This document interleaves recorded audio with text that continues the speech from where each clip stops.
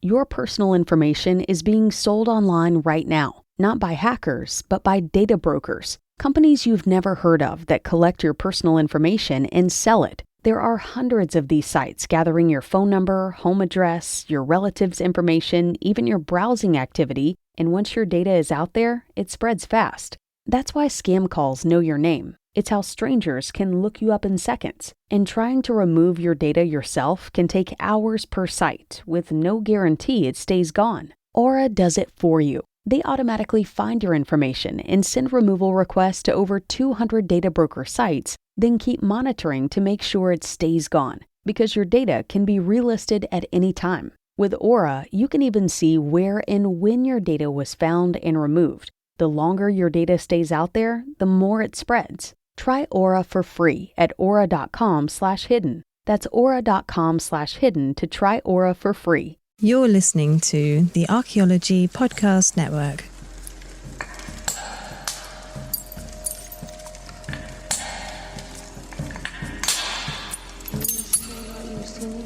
Welcome to episode 4 of Ethnocynology with David Ian Howe. I'm your host, David Ian Howe. I think that's you could figure that out.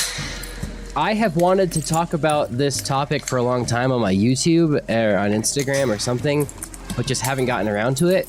And because I recently tested very positive for COVID, I have probably, now's the time to do it. I have COVID, and I'm going to talk about dogs and apocalypse movies, or at least just the preamble to it, so we can do some further episodes about that later on. But yeah, I'm currently affected by what was a pandemic. I don't think it's a pandemic anymore. I don't know, check the CDC information on that one. If they're right or wrong, I don't know anymore. Okay, so yeah, COVID is, it's a COVID virus. It's the 19th one, I think. I think that's how that works, and I have it. So without further ado, I want to talk about something that I find interesting, and that is anthropology in the apocalypse. And also there's ethnocynology in the apocalypse as well, because dogs and people go hand in hand, even when the world ends. And before the world begins, I guess, if you want to call civilization the beginning of the world, and put that in air quotes, putting civilization in air quotes and beginning of the world in air quotes. Why don't we just put all of it in quotes? Okay, so in apocalypse movies, what is the apocalypse? I believe it's Greek for lifting of the veil, if I remember correctly, which is why the movie Apocalypto is called that, which isn't, I guess it is technically about the apocalypse of the indigenous Americans, which is rather bleak now that I think of it. Well, you're learning things with me as we speak. It's called lifting of the veil because like you're peeling away the curtain of like what once was. The earth before, it fails. And in most apocalypse movies, I think when we think of apocalypse, we think of nuclear holocaust or like nuclear winter, things like Fallout, or things like, I guess the Book of Eli was one of those, The Road, your classic like 50s and 60s, like nuclear scare, communist, Red Scare kind of apocalypses. And that's where like the big ones come from. It's like there's just a nuclear wasteland and a nuclear fallout where people are scavenging the landscape for any food or any resources they can, which, when you think about it, is very similar to how hunter-gatherers live. They scavenge the land and look for resources, and any resources, or food, any resources they can find. Because again, I'll pull this back to the last two episodes, the first two. Humans are zoological beings. We have to adhere to the laws of zoology, biology, and physics. We need food. We need food and energy. We need energy to reproduce. I got some pushback for this already. You don't have to reproduce like just sexually. Humans reproduce socially. That's like what culture is. That's our adaptation in the world, right? It's like, and chimpanzees do it too. Dogs and wolves to an extent teach culture. Orcas do it right now too. They're teaching each other how to hunt ships in the Strait of Gibraltar, which is pretty crazy. But you're reproducing social ideas and concepts socially, and you're reproducing those by teaching them and passing them down to the next generation. So of course humans have to sexually reproduce, like we're animals, that's how we continue as a species, but we also have to do that culturally. So there's that too. But there's several books and movies I'd like to talk about in this, and this will be the preamble episode to like many down the line. We don't have to do them all in a row because obviously I'm going to talk about dogs. But like I can do part 1 or part 2 to this like later on down the road. And one of the books would be The Road by Cormac McCarthy. So I wrote a little intro here. Humans, in the anatomically modern sense, have been and existed for over 200,000 years, and they have a fascination with the past, but we also have a fascination with the future. And I always kind of think about this in terms of like why Bigfoot and aliens are always so, on the forefront of pseudoscience or cryptozoology, and everyone's always like, do you believe in Bigfoot? Do you believe in aliens? So we have a fascination with Bigfoot and we have a fascination with aliens. And here's my reason for this. And I don't think I'm like too wrong in this. Obviously I could be, but Bigfoot is big and hairy and elusive, right? That's what humans used to be. Big and hairy, lived in the woods, and they're cryptic and we don't see them anymore. And we have this like, ooh, what? You're afraid of what we used to be, right? Bigfoot is the de-evolution of humans. He's something in between ape and man. Whereas aliens, if you think of like the classic, the grays with the big little gray aliens or green aliens with the big, huge eyes, that's like humans in the future. We're evolved a little further. We have big eyes. We have huge heads. We're hairless. Like it's opposite of ape. It's like in the future. So we're scared of it in that sense because it's not us. And we're scared of Bigfoot in the past because it's not us. It's not where we are now. And I think aliens are a little more scary because it's like, well, they're smarter than us and they can travel and they face travel. They can, I almost said FaceTime. They're smarter than us and they can space travel. And clearly their technology is more advanced. So they're kind of spooky. So we create these stories of like, oh, I was abducted. And, they were like, they probed you or whatever, like the classic thing is. And like they're doing scientific experiments on you. And if you were to think about what does a chimpanzee see when they look at a human? They see a big hairless chimpanzee with huge eyes. And sometimes they take you and they probe you, whether you're awake or asleep. And not just, like probing it in the traditional sense, probing as in like you just needles or like taking your temperature or like just poking you with sticks, like seeing, how you react to things and stuff like that.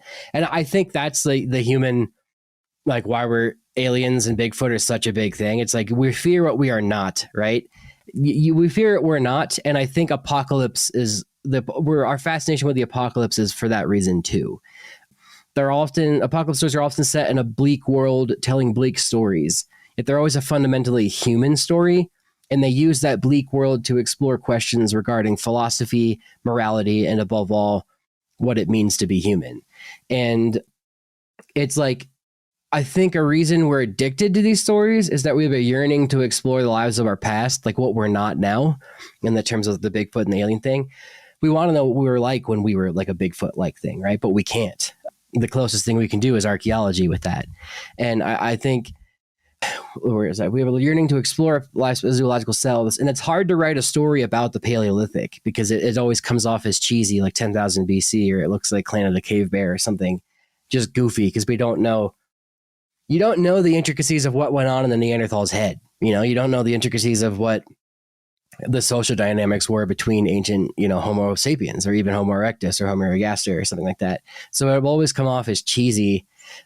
And I guess the closest thing you have is like Native Americans or like tribes in Papua New Guinea or Aboriginal Australians, like understanding them. But those societies are largely influenced and tainted by modern societies that, have colonized or encroached upon them. So you can't fully understand what they were like without Europeans or, East Asians watching them. And we want to explore that, but it's hard to write a story about the Paleolithic, the set design, the languages, and the limited world restricted by, fear of shitty animation. Like I just said, mammoths, Ice Age fauna always look crappy sometimes. It's just hard to do that. But the thing is, in Ice Age stories, you can explore the world before civilization, but in apocalypse stories, you can explore the world before civilization by exploring the world after it, I think is quite interesting.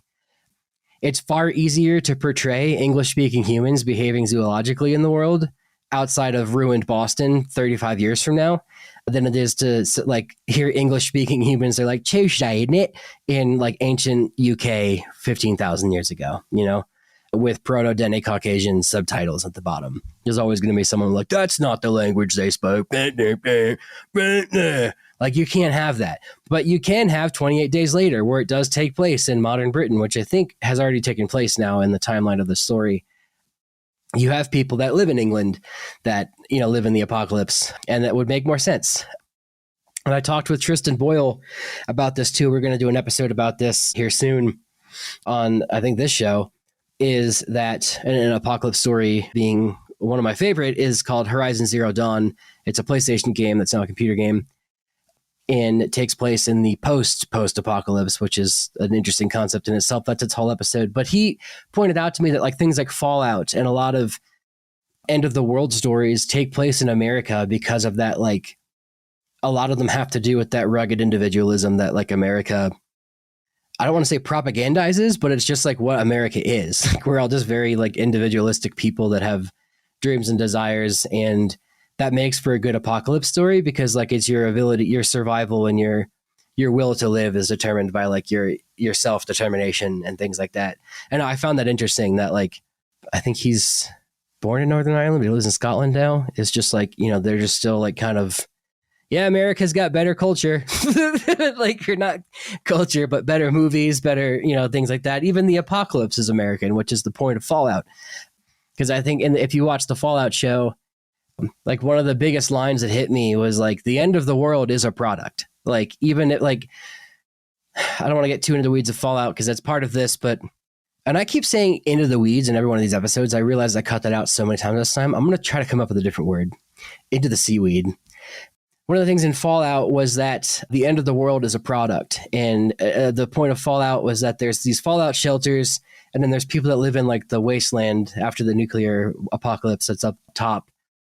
And the whole thing, it's just like it's lawless, but the people that live in these bunkers are set in this like utopian society that was like this pre-planned thing of how to like repopulate the earth. But it turns out it was just for rich people to hide from the inevitable chaos that ensues on the surface of the planet, where there's like people called ghouls, and there's like gangs, and there's paramilitary groups, and there's just like thieves and robbers and things like that. Exactly what you would think of in a Wild West society post-apocalypse. Put a pin in the Wild West thing. But the end of the world being a product, meaning that like the world is ending.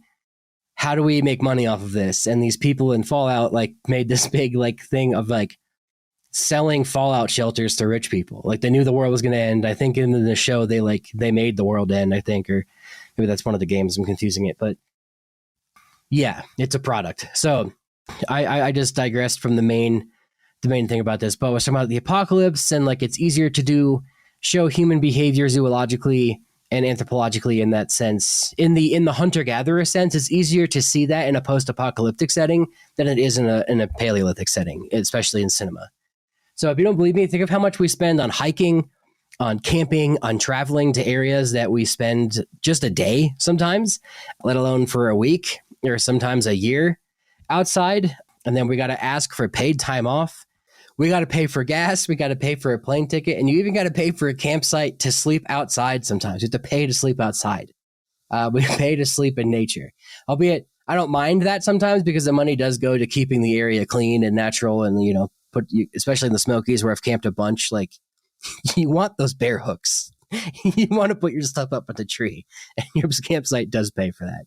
But in stories like The Last of Us or I Am Legend and Station 11, which Station 11 is a beautiful story I would love to get into, we explore stories in that I would call like the organic apocalypse. Horizon Zero Dawn, well, it's different. It's organic and it's not. I'm going to go with The Last of Us, I Am Legend, and Station 11. We explore stories in what I would call the organic apocalypse, a world reclaimed by nature, where the earth very much is alive, it's green, and it's returned to its natural state, rid of the disease of humans, I would say, is like what makes that interesting. If you've seen The Last of Us, it's a story in which like fungus takes over the planet, something I'd never seen before. Like there's usually a virus, or it's usually nuclear, or it's like some kind of zombie thing. And this one, it's like a fungus, which again is fungi creep me out because there's the kingdom of Animalia, and then there's like the kingdom of Plantae, or whatever it's called, like plants and animals. And then the fungi are its own thing. You always kind of think of mushrooms and fungus as plants, but they're not. They're their own thing that's in between a plant and a human. It's creepy. So someone took this story, Naughty Dog Studios took this idea, and what if like a cordyceps fungus that infects those ants in Indonesia or somewhere out in the East Asian jungles, it like latches onto your brain and starts to control your muscles and your movements and things like that, because it makes these ants climb to the top of blades of grass so that the spore will bust out of the ant's head and the wind will pick it up and blow the spores. It's terrifying, and it takes over. It doesn't take over their brain; it takes over their body. So it makes their body move, but they're very much alive in that body, which is creepy. In The Last of Us, that takes over the whole planet. It takes over humans. So people become like this, like fungi. There's like different stages. There's clickers that like they use like echolocation to hear and see because the fungus takes over their face. And then there's bloaters, which are just like ones that have been fungused for years since the outbreak. There's way more we could talk about there. But the point is, the world is green again. And you spend a lot of the game, and the TV show starts out in Boston, where you're like exploring the ruins of like what used to be Boston, but it's reclaimed by the jungle or reclaimed by nature, which I think is cool. And the organic apocalypse, but then there's the nuclear apocalypse, which I will talk to you after the break. We'll be right back. And we're back. I just left off talking about the organic apocalypse, in which, the world is reclaimed by nature, where the earth is very much alive, green, and returned to its natural state. But in other stories, and I went on a tangent about The Last of Us, but I Am Legend is the same way. Rabies takes over the planet, or some kind of 28 days later, rabies takes over the planet, or that it was called Raged. It was called the Rage virus. And they gave it to chimps, and it looked like some kind of rabies-like thing. It makes you want to bite other people. I Am Legend, very similar. It's kind of like a vampire virus of biting people, but it was made as a cure for cancer, and it worked out. But again, New York City, London, in 28 days later is only 20 days later, so it's not, nature hasn't really reclaimed everything, but you can see signs of it already. I Am Legend, it's only been, I think, 5 years or 3 years since the outbreak. I don't recall. Either way, you can see Times Square is full of deer. Which isn't the case, now. Anyway, the organic apocalypse retakes back nature, but in the nuclear apocalypse, which you can see in The Road or The Book of Eli or A Boy and His Dog, it is kind of the more morbid apocalypse where it's our actions. Where in an organic apocalypse, it's nature is sick of our actions, and that retakes over the planet and erases it of humans and just reclaims it naturally. The nuclear apocalypse is we done goofed, and we've destroyed not only all the people, but we destroyed the planet as well. And there's it's just bleak. The Book of Eli is a beautiful story in that sense. They don't show you what happened, but there's a nuclear fallout of some sort. And then The Boy and His Dog is after World War III. And that's the original story, in which has a dog in the apocalypse, which is what made Fallout. The writers of Fallout start that, and then also I Am Legend is clearly based off of that too, though A Boy and His Dog is very problematic to watch now. I think we mentioned that in the second episode. It's very dated if you were to watch it. But in those stories, it's we're dealing with not only the fallout of civilization, but also the biome of the planet, and also just humans have lost their way, and civilization defaults back to, especially in the Book of Eli, in Fallout as well, a Wild West situation. Because if you really do think about it, the last time before, modern electricity, cars, and trains and stuff all over the place was when the West was being tamed. So Wild West era, because there was electricity, but not a lot, not as much as we have now. There's light bulbs and stuff and telegraphs. But right before that, you have people that are still wearing jeans and t-shirts and or not t-shirts, but you know what I'm trying to say. The Wild West is you could say from 1800 to maybe 1911, the start of World War I is when the Wild West ends. So what people were looking and wearing in 1911, I would say, and some of us have, great grandparents that lived through that time. Mine are dead, but I'm assuming yours are too, if they were born in 1911. Let's see, stories of The Last of Us. A lot of these stories, The Road also has a dog. The Road is extremely bleak. It's Cormac McCarthy. Just saying that means it's bleak, but it's about a father and a son. There's no chapters in the book or anything. It's just stream of consciousness talking. Well, it's a narrative, but the boy and the man is all it says. And it's them trying to, this is a nuclear fallout somewhere outside of Knoxville, Tennessee, is usually where his books take place. Morality in a world with no morals. He's trying to teach his son morals, where there's just there's cannibalism, and there's just absolute barbarity everywhere. No food, nothing's growing, all the animals are dead. And it's a story of survival, but also trust and education and cannibalism and the complex roles of father and son. There's some religious undertones to it in that sense.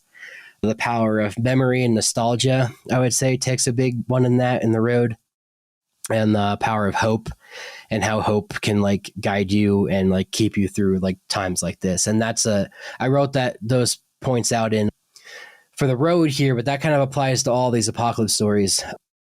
Like in a world that's like a super bummer, like you need to have some kind of moral compass. In the Book of Eli, obviously that becomes religion.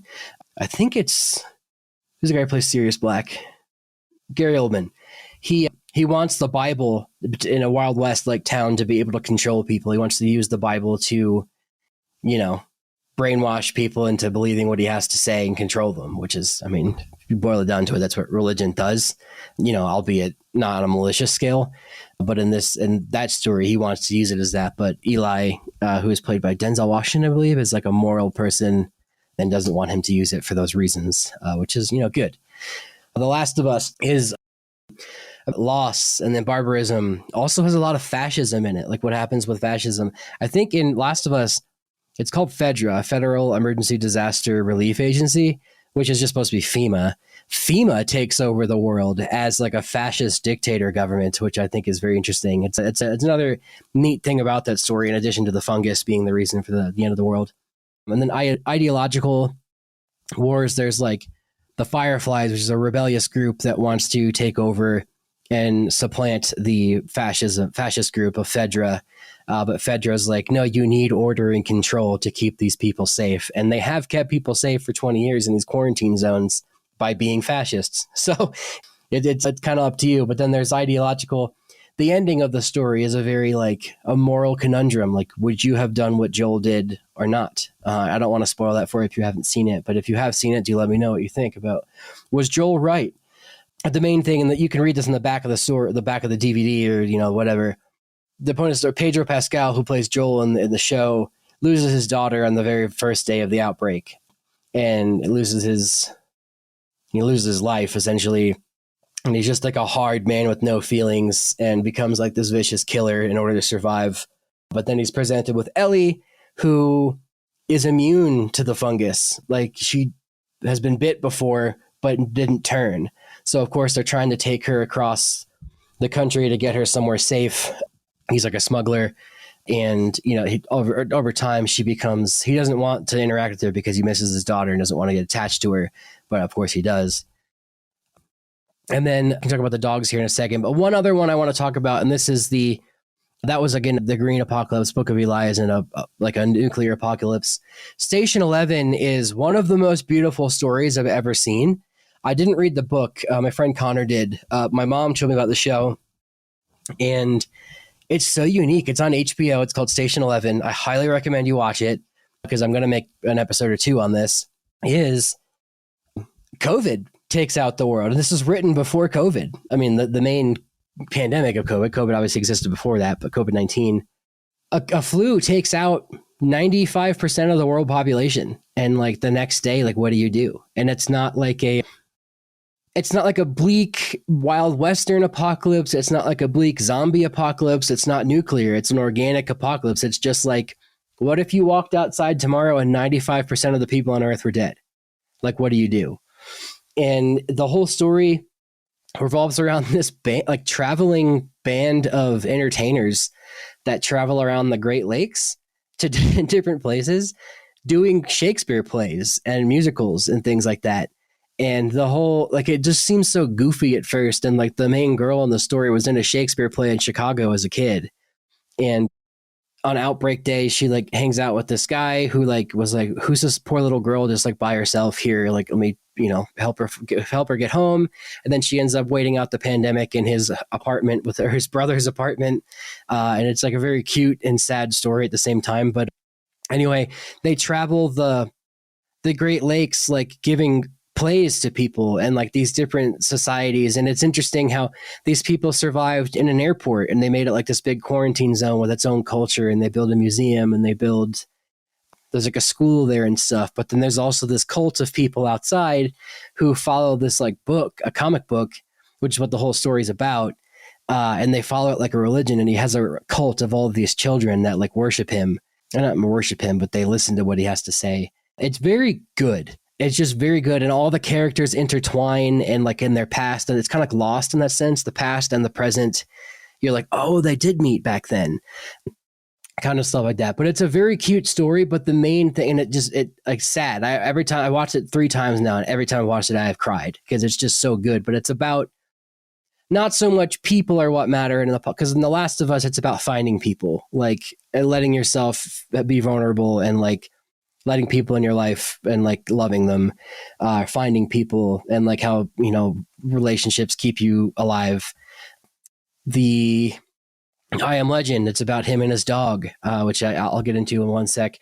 But in Station 11, it's about art. It's why humans need art. And this is like I know I wanted to talk about dogs, but this is equally as important to humanity is like, you can't live without art. You have to have some kind of like guiding, whether that is religion or whether that is something, you have to be able to like laugh and enjoy something. And just the absurdity of a traveling band of Shakespearean actors in the apocalypse going around the Great Lakes on like in a big caravan full of like floats and vans and horse-drawn fucking like station wagons. It's so odd, but it's so good. And it's called Station 11. It's on HBO. I highly recommend watching it. There are wolves in it. But I Am Legend, I'll end here. And let me talk about this. I wanted to talk about A Boy and His Dog, Black Mirror. There's an episode called Metalhead about dogs. The Book of Eli. Finch. I didn't even mention Finch. That's on Apple TV. Highly recommend that one. It's Tom Hanks on Apple TV. A man is dying, and he's building a robot to be able to take care of his dog when he's gone. I Am Legend, obviously. Mad Max. One of them has a dog in it. Station 11. The Last of Us and The Road. There's several other stories that I would like to talk about, but it's all I can really... But, I can't plan to do all of these as episodes, but maybe I'll talk about a few in one. But I Am Legend being the number one apocalypse movie that I remember seeing when I was younger. I was in high school when that came out, and I was like, wow, this is so good. Like the ending is really good, always makes me tear up. And it's like not even meant to be sad. It's just like, well, I guess it is. But it's just a very melancholic, sad movie, but there's also hope in it because Robert Neville, Will Smith, is the only man alive. He's still in Manhattan, and he was a virologist, and somehow he's immune. I don't, whatever. And he's trying to find a cure for this, like it's called the Crippen virus, which is when they tried to cure, Dr. Alice Crippen tried to cure cancer, and it, of course, failed and turned everybody into zombies and killed everybody. But he's trying to do this, and he spends the entire beginning of the movie going door to door, building to building in Manhattan with a map, literally optimally foraging like a hunter-gatherer looking for food. And he sends his dog in to make sure there's no one in there, and the dog will bark and command back to him or indicate back saying, like, no one's here, coast is clear. And part of the movie, it wouldn't work without the dog because you'd have to have him narrating over top of it. And it just makes more sense because you can't have the last man on Earth be with somebody else. Like that's not the last man on Earth anymore. It's like the last 2 people on Earth, which doesn't sell as well. There's the last man on Earth with a dog. And then you're heavily invested in this dog because you don't want it to die. You don't want it to get hurt. How is the dog immune? How is yada, yada, all of that. So maybe we'll start the first one off with I Am Legend. I need to wrap here, but yeah.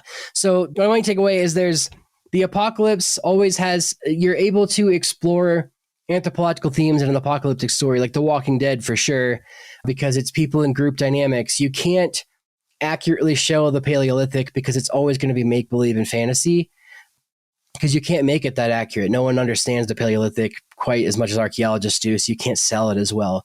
But the closest thing to that is after the world ends is the apocalypse, where it's a world we are familiar with that is now flipped upside down, where you can still speak modern English, you can still have, think back on the times of like when we had iPods and stuff like that, and explore human morality, humanity, human love and affection, human friendships, and then humanity itself, like the questions of what it means to be human in the future in that sense.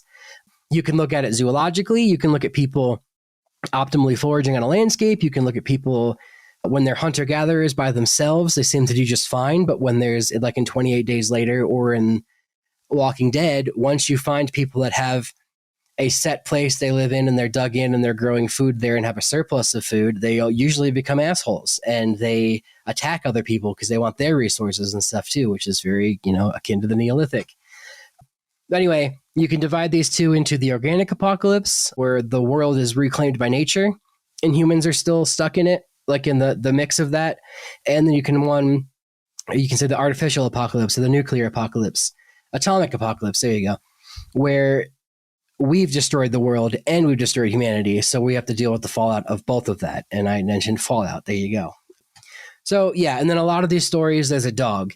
And I want to explore these stories for the anthropological themes of it, but the fact that they have dogs in it too is very funny to me, because it's like no one really thinks about that as, I don't think people find that as interesting as I do. Like they just always throw a dog into it. And maybe it's just a trope and it's a cinematic thing at this point to just like, yeah, throw a dog in too, because it's an homage to the other ones. But like those stories work so well because a dog makes sense in stories like this. So anyway, I'm going to call it there. Let me know which one you want me to start with. Shoot me a DM or whatever. Or if not, I'll start with I Am Legend. Or if you have any objections, let me know. But yeah, sorry about the COVID. I hope I'll be better next time.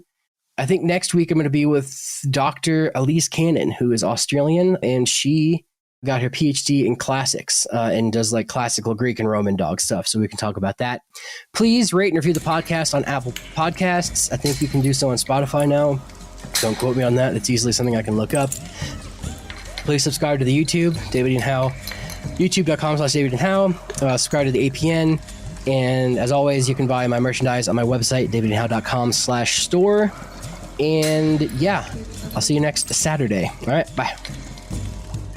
This episode was produced by Chris Webster from his RV traveling the United States, Tristan Boyle in Scotland, DigTech LLC, Culturo Media, and the Archaeology Podcast Network, and was edited by Rachel Roden. This has been a presentation of the Archaeology Podcast Network. Visit us on the web for show notes and other podcasts at www.archpodnet.com. Contact us at chris@archaeologypodcastnetwork.com.